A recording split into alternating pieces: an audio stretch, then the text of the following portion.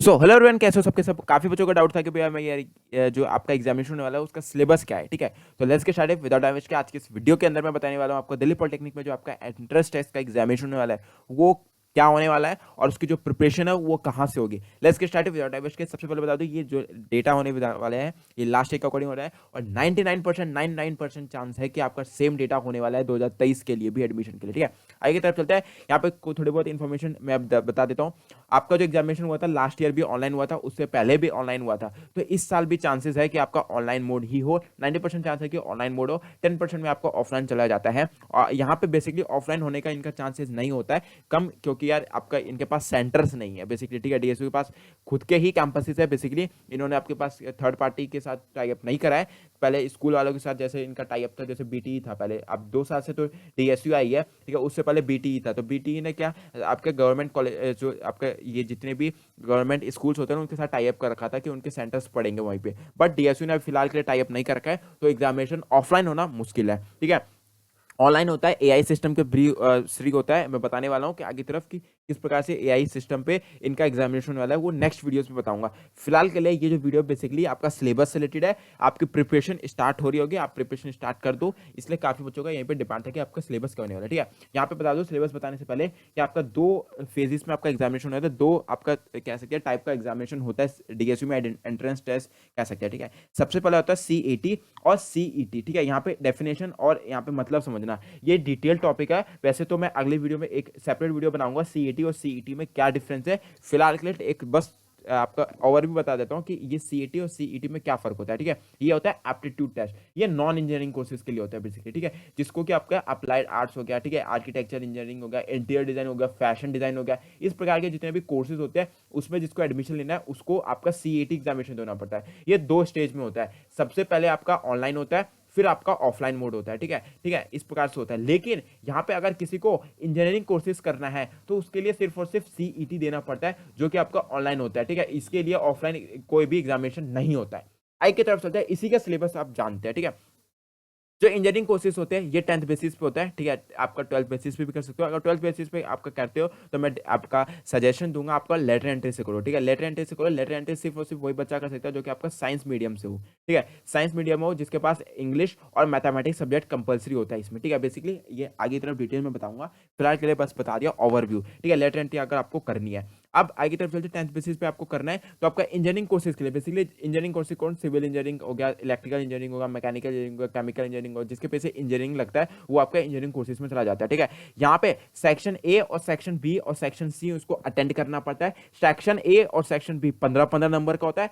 हर question 15 question भी होते हैं और 15 नंबर का भी होता है बेसिकली। ठीक है, एक एक क्वेश्चन एक एक नंबर का होता है बेसिकली। ठीक है, यहाँ पे और यहाँ पे एक चीज बता दूं, 45% आपको यहाँ पे नंबर स्कोर करने पड़ते हैं हर सेक्शन में। ठीक है, हर सेक्शन में मतलब 15 क्वेश्चन है ना, तो आपको 6 से 7 क्वेश्चन, सॉरी 5 से 6 क्वेश्चन आपको 100% कंपलसरी यहाँ पे करना ही पड़ता है। अगर आप 5 से 6 क्वेश्चन अटेंड सॉरी सही नहीं जाएगा आपका, तो आपका नेक्स्ट जो आपका सेक्शन है उसके नंबर नहीं जुड़ेंगे, वहीं पे आप फेल हो जाओगे। ठीक है, अब सेक्शन ए और सेक्शन बी में आता क्या भैया, कॉम्पिटिटिव एप्टीट्यूड होता है, लॉजिकल रीजनिंग होता है, और यहाँ पे सेक्शन बी में कम्युनिकेशन स्किल्स होता है, और सेक्शन सी में आपका 100% 10th बेसिस पे होता है। ठीक है, साइंस और मैथमेटिक्स यहाँ पे 10th नहीं आता है, 9th भी इंक्लूड होता है। ये देते हैं क्वेश्चंस बट इन्होंने इंक्लूड नहीं करते हैं ये। ठीक है, मतलब कि सिलेबस में तो 9th और 10th आपको पढ़ लेना अच्छी तरीके से, साइंस और मैथमेटिक्स। साइंस तो पढ़ ही लेना 9th का, मैथमेटिक्स पढ़े ना पढ़ो पढ़ो लेना। लेकिन हाँ कहूँगा, हाँ इसके लिए अगर प्रिपरेशन करनी है आपको तो 100% एक सुझाव दूंगा, हमारी एप्लीकेशन डाउनलोड कर लेना।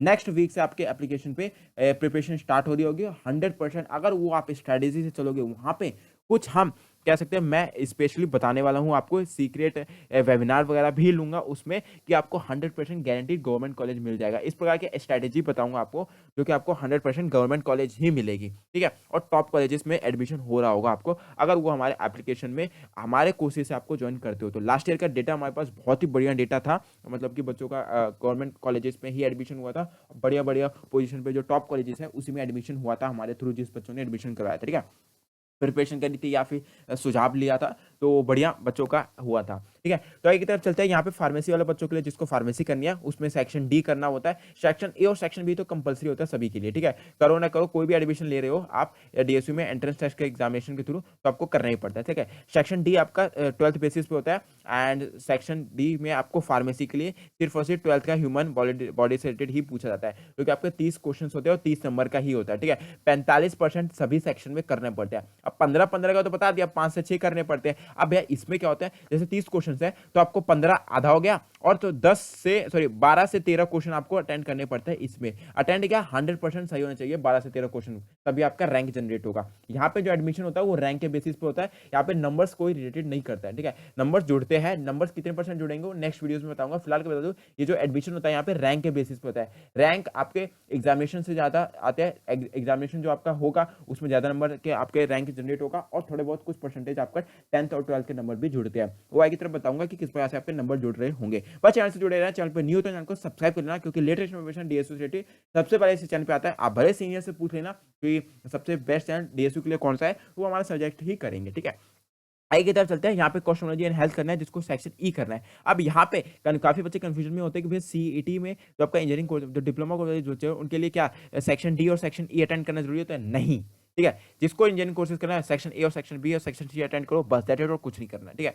यहाँ पे फिर आपका ये होता है, ये आपका सी हो गया, सीईटी हो गया। अब आपका सीईटी, सीएटी में 2 स्टेज बोला था, ऑनलाइन एग्जामिनेशन होता है और ऑफलाइन। ऑनलाइन एग्जामिनेशन किस प्रकार से होता है आपका, ये होता है सेक्शन ए में आपका इंग्लिश मैथ होता है, और सेक्शन बी में ये जनरल क्रिएटिव अवेयरनेस और रीजनिंग क्वेश्चन सेक्शन सी होता है, ठीक है। ये 15 नंबर का होता है, 15 क्वेश्चन और 15 नंबर, और ये 10 और ये 15 नंबर का, ठीक है। इसमें जो पास हो गया, इसमें अगर पास होते हो तभी आपका स्टेज 2 में एग्जामिनेशन होता है। ये आपका ऑफलाइन होता है, बेसिकली ये ड्राइंग से रिलेटेड होता है, 100% ड्राइंग होता है इसमें, ठीक है, और कुछ नहीं होता। इसमें देख सकते हो कौन कौन सा ड्राइंग होता है, ड्राइंग टेस्ट होता है आपका, ये भी बताऊंगा। अगर आप कोर्स ज्वाइन करोगे हमारा, तो सीईटी के लिए अलग कोर्स होगा और सीएटी के लिए अलग कोर्स होगा, ठीक है। तो बेस्ट स्ट्रेटेजी के साथ यहाँ पे एडमिशन हमारे थ्रू करवाया जाता है, ठीक है। मतलब कि पूरी इन्फॉर्मेशन देंगे, कोई अंदर का वो नहीं है, बस हाँ एक्सपीरियंस है 3 से 4 साल का, तो बता रहा हूँ उसके हिसाब से। अगर आप हमारे एजुकेशन, हमारे कंसल्टेंसी लेंगे, मतलब कि हमारे कोर्सेज में ज्वाइन होंगे, तो आपको बेस्ट स्ट्रेटेजी ही मिलेगी, ठीक है।